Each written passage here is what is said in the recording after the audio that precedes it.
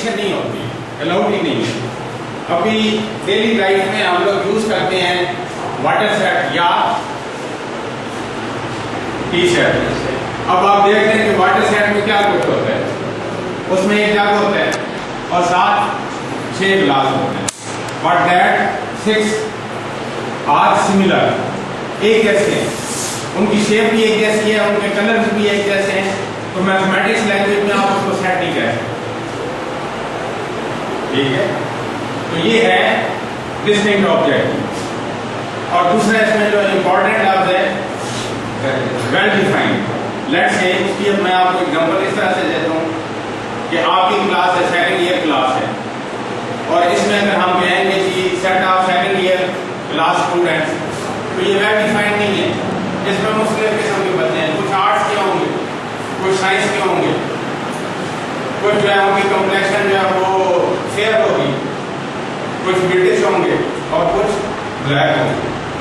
जब तक आप इनको कैटेगराइज नहीं करेंगे तब तक आप जो है तो वो किसी का काम जो है वो लंबा होगा, किसी का छोटा होगा। तो ये दो चीजें जो है ये बड़ी इंपॉर्टेंट है, डिस्टिंक्ट और well defined. Well defined set आप होगा जब आप कैटेगराइज कर देंगे कि ऐसे स्टूडेंट्स का सेट जिनका काज जो है वो लेट्स से 5 फीट 4 इंचेस है। स्टूडेंट्स भी वेल डिफाइंड है, स्पेशल क्लास के स्टूडेंट्स हैं, स्पेशल क्लास के स्टूडेंट है, लेकिन अगर आप इसको मजीद डिफाइन करना चाहें ये फिर उस पर प्रॉब्लम पर डिपेंड करता है कि आप कहाँ तक जाना चाहते हैं।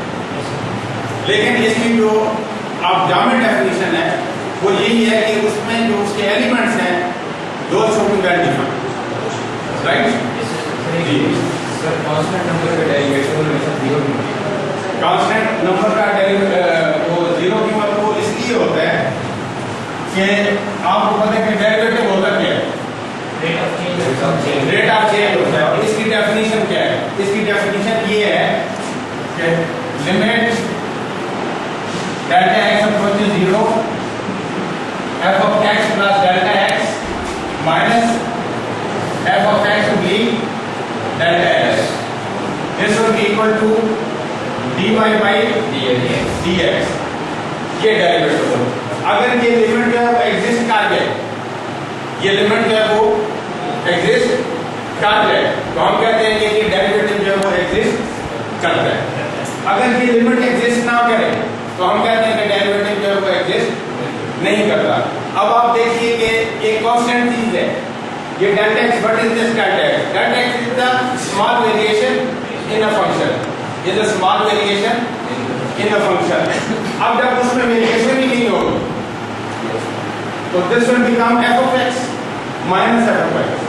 0 बोथ आर इक्वल क्वांटिटीज और ये दोनों 0 हो जाएंगे, और 0 को आप किसी चीज से भी डिवाइड करें दैट विल बी 0। तो इट मींस कांस्टेंट फंक्शन जो होता है जिसमें वेरिएशन नहीं होती, नो चेंज, उसका डेरिवेटिव हमेशा 0 होता है। जी सर सेटिंग यूज करते हैं पाई। हाँ जी, इसमें सर इसकी पाई को किस तरह से पाई के बारे में मैं आपको बता दूं कि पाई बेसिकली है, व्हाट इज पाई? पाई क्या है? पाई को हम ऐसे बोल देते हैं 5/7। ठीक है, ये बेसिकली ये जो 22 है it is the circumference of the circle and this 7 is the diameter of the circle. आप कोई भी सर्कल ड्रा करें उसमें यही रेशो है, अगर उसका सर्कमफरेंस 22 है उसका जो डायमीटर है वो हमेशा 7 होगा। It is the ratio between circumference and the diameter. और ये क्योंकि कांस्टेंट क्वांटिटी है इसलिए और इसको हमने पाई का नाम दिया। This is pi. सर अपन से वेरिएबल है उसको डेरिवेटिव को अप्लाई करते हैं, जब उसको डेरिवेटिव अप्लाई करते हैं उसको चेंज आता है, एक स्पेसिफिक वैल्यू होती है। हां जी, उसको कोई ऐड नहीं करते, लेकिन उसका एंटीवैल्यू लिमिट देते हैं तो वेरिएशन हो जाती है। लेकिन वेरिएशन में कोई कांस्टेंट ऐड जरूर करते हैं, वेरिएबल सेम है x है सपोज करें, वो उसमें कुछ स्मॉल एरर होता है। यस सर, ये क्यों होता है? वो एरर ये होता है कि जब आप उसको चीजों को आप बेसिकली डिफरेंशिएशन होती क्या है? डिफरेंशिएशन जो है वो चीजों को बखेर देना, किसी स्पेसिफिक पॉइंट के ऊपर किसी चीज को स्टडी करना जो स्पेसिफिक पॉइंट है। ठीक है, जब आप उनको इकट्ठा करते हैं तो कई चीजें हैं ऐसी कि उनमें थोड़ा सा एरर जो है वो रह जाता है। So इसकी कुछ ये इसकी रीजन इसकी जब थ्योरी पढ़ेंगे तो रीजन की आगे लेकिन ये थोड़ा सा एरर होता है जब आप इसको डिफरेंशिएशन से वापस इंटीग्रेशन में जाते हैं तो उस इंटीग्रेशन में जो है ना वो हम एक कांस्टेंट ऑफ इंटीग्रेशन जो है उसके आंसर में वो ऐड करते हैं। तो थोड़ी सी वेरिएशन जब वेरिएशन होती है मसलन आपके पास एक कोई इलास्टिक चीज है लेट्स से कि आपके पास रबड़ है आप उसको जब खींचते हैं स्ट्रेच करते हैं और वापस छोड़ते हैं तो आप क्या समझते हैं कि वापस अपनी उसी ओरिजिनल पोजीशन में चली जाती है नहीं उसमें फिर थोड़ा बहुत जो है ना वो एरर रह जाता है। सर वो वेरिएबल्स यूज कर रहे होते हैं हमारे पास कोई कांस्टेंट नंबर नहीं होता इसलिए उसके अंदर थोड़ा सा एरर रह जाता है उसकी वजह से कांस्टेंट को ऐड किया जाता है। जी नेचुरल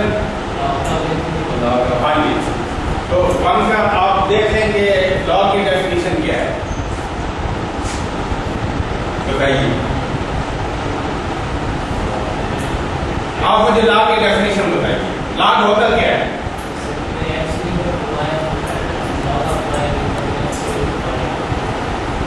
क्या लिखवाएं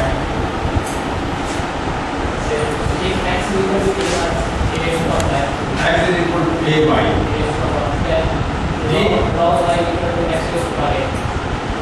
log of y is equal to x is power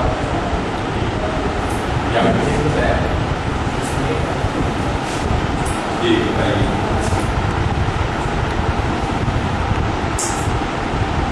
आप लोगों को नहीं पड़ रहा देख बुक से देख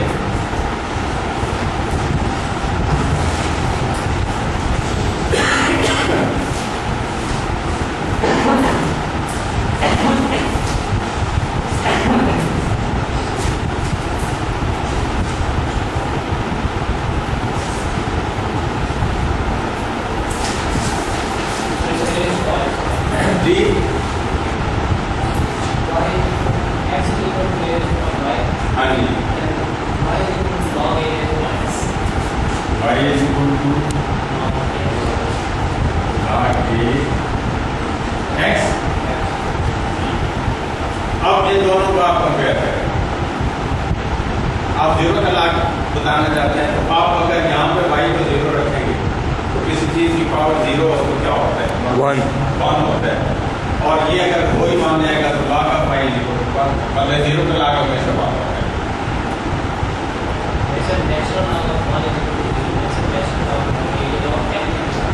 हाँ तो नेचुरल लॉग जो e में होता है उसकी e की जो वैल्यू है 2.7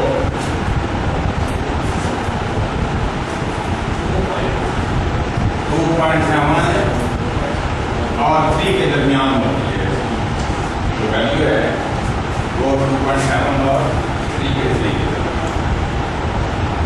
ठीक है अब आते हैं अपने टॉपिक की तरफ फंक्शन क्या होता है। ठीक है फंक्शन जो है सेट का आपको बता दिया है कि सेट क्या होता है कि ये वेल डिफाइंड और डिस्टेंट ऑब्जेक्ट्स होते हैं फिर हम इनका एक जो है तो वो कार्टेशियन प्रोडक्ट डिफाइन करते हैं। तो कार्टेशियन प्रोडक्ट किस तरह से डिफाइन होती है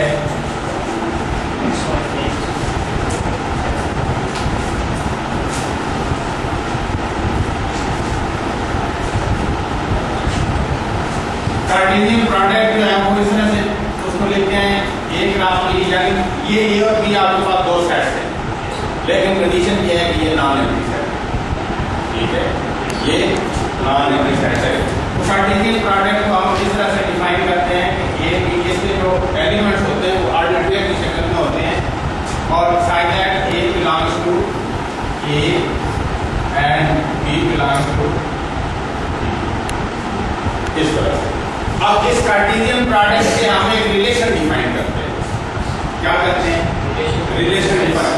ये जो आपको सेट ऑफ कार्टेशियन प्रोडक्ट होता है इसका आप कोई भी सबसेट ले लें इसका कोई भी सबसेट ले लें तो वो इसका रिलेशन कहलाएगा। वो क्या कहलाएगा रिलेशन कहलाएगा कि आप कोई भी लेट से के रिलेशन को आप आर से डिनोट करते हैं तो this will be a subset of A cross B.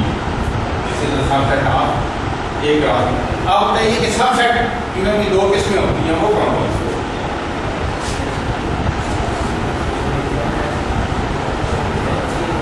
है? Proper and improper. इम्प्रॉपर आप बताएं प्रॉपर क्या होता है?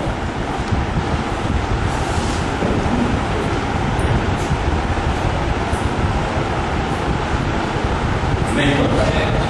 आप बताएं, आपने पढ़ी हुई है ये सारी चीजें? हाँ जी, आप बताएं। दोनों सेट्स की सेट ए और बी है, और जो सेट ए वो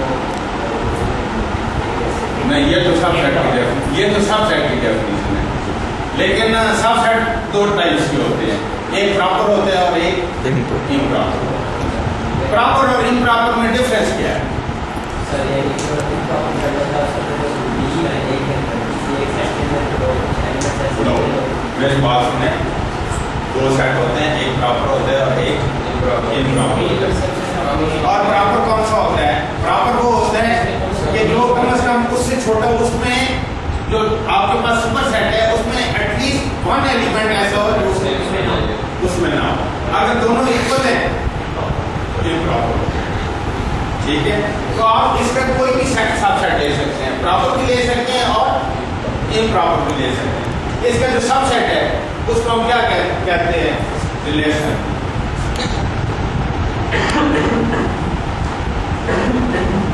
उसको हम क्या कहते हैं? रिलेशन। अब रिलेशन में, और ये जो रिलेशन बनता है, क्योंकि इसके एलिमेंट्स में वो ऑर्डर पेयर की शक्ल में, इसके एलिमेंट्स किसमें ऑर्डर पेयर की शक्ल में है, तो जो फर्स्ट एलिमेंट होता है इसको हम डोमेन कहते हैं। फर्स्ट एलिमेंट होता है, अब बैठिए, इसका जो ऑर्डर पेयर का जो फर्स्ट एलिमेंट है इसको हम डोमेन कहते हैं, और जो सेकंड एलिमेंट है इसको हम कहते हैं रेंज। इसको हम क्या कहते हैं? रेंज। अब जब आप इसका सबसेट लेंगे, वैसे तो आपने जब कार्टेशियन प्रोडक्ट का सेट लिया तो उसमें आपने ये किया है कि सेट ए का एक एलिमेंट दिया, उसको सारों के साथ रिलेट कर दिया, फिर सेट बी का एलिमेंट दिया, उसको सारों के साथ रिलेट कर दिया, फिर उसका थर्ड एलिमेंट दिया, उसको सारों के साथ रिलेट कर दिया। तो इस तरह आपने एक जो है ना बड़ा सेट लिख लिया है कार्टेशियन प्रोडक्ट। ठीक है, अब जब आप सबसेट लेंगे तो डेफिनेटली उसमें आप सारे एलिमेंट तो नहीं लेंगे, आप तो कोई भी उसका सबसेट ले सकते हैं, may be 2 members, may be 4 members, वो उसका प्रॉपर सबसेट भी हो सकता है, इम्प्रॉपर भी हो सकता है, लेकिन प्रॉपर भी हो सकता है। अब प्रॉपर में जब आप उसके एलिमेंट्स लेंगे तो लेट्स से आपने पहला एलिमेंट दिया, अगर ये नेचुरल नंबर में है तो पहला आपने लिया 1 2 और दूसरा लिया 3 4 और चौथा लिया 5 6, लेट्स से, तो डिफरेंट नंबर है, लेकिन इनको जब आप देखेंगे ना तो ये ऐसे नहीं लिए हुए, इनको किसी रूल्स के तहत इनको आपस में रिलेट किया हुआ। ठीक है, और ये जो इसका रिलेशन होता है इसके फिर हम कंडीशंस लगाते हैं, इसमें हम कंडीशंस लगाते हैं। अगर वो कंडीशन ये फुलफिल कर जाए तो फिर हम कहते हैं कि ये फंक्शन है, अगर वो फुलफिल ना करे तो फिर हम कहते हैं कि वो फंक्शन नहीं है। तो ये आपने पढ़ी होंगी। हाँ जी, बताएं वो क्या है कंडीशन?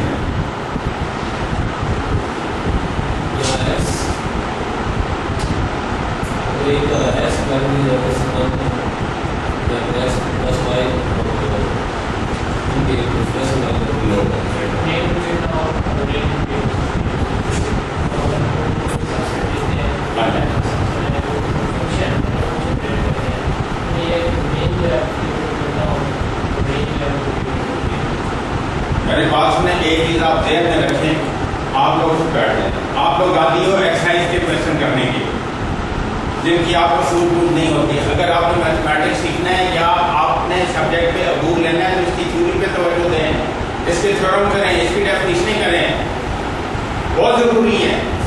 आप रट्टे लगा के पास तो कर लोगे एग्जाम, लेकिन सब्जेक्ट नहीं आएगा।